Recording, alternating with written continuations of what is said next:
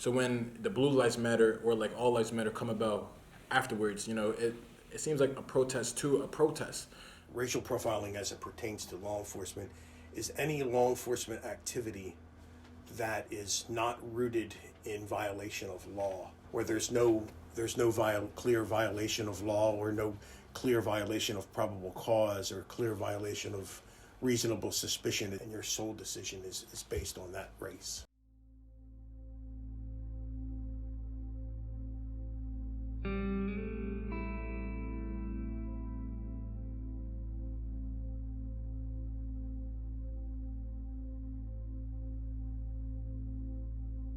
Bryce Jamison is a college-aged black male who experienced racial profiling when he was 13.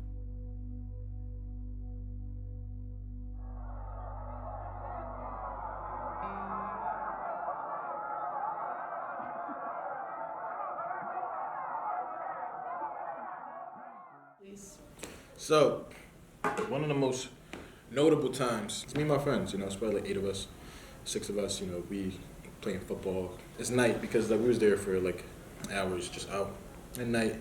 An officer rolls in.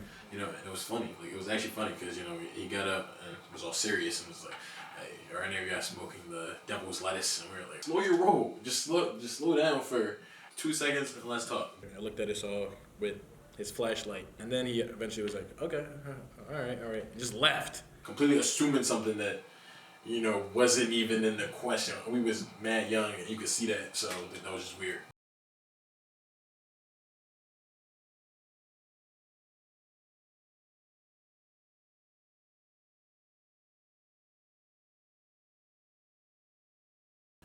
They're probably afraid, these neighborhoods that they're not used to always being in or that they're not from.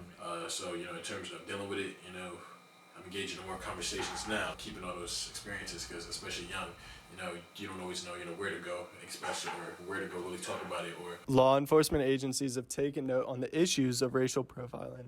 We keep track of the demographic information for all of our car stops, all of our traffic warnings, and every single year, every month, we maintain that record to show exactly if there's any racial disparity that goes on. Still, young black people in the U.S. feel vulnerable. When these, police shootings or something occur, and it's, all across social media, in terms of my mom, saying things like, hey, watch the way, you have that hoodie on, at the bus stop, like over there, and, just a lot of things.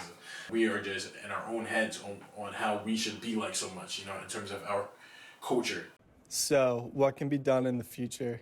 Pennsylvania State, through its Municipal Police Officers Education and Training Commission, is in the process of criminal justice reform and mandating certain training take place, mandatory for the officers to remain certified with implicit bias and diversity trainings, but those who might have mental health is any types of de-escalation and better communication skills. Once problems are starting to arise, as they have over the past 18 months, how we are taking this on is we are not closing our doors and running and hiding. We are engaging even more in community and reaching out to those particular aspects of the community that feel that there may be a problem.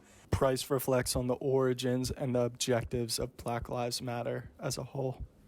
The Black Lives Matter is truly a response to those certain instances. Initially, the goal for that is to sort of advocate on that police brutality, not saying that police in general is like a bad thing. We're not saying a cop life also does not matter.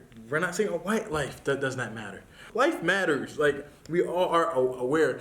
Officer Stufflet reflects on best solution, including incorporating body cameras. The continuing education, the continuing training, and the continuous oversight, like I mentioned about putting body cameras in place.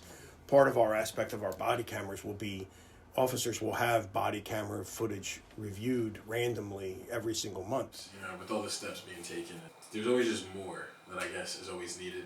So, it's a part of what motivates me. Everything I get involved in, whether it's a club or, having a diverse mind and just keep on taking it, a day at a time, a step at a time, really trying to get into the institutional details and really, dissect, what exactly is going on.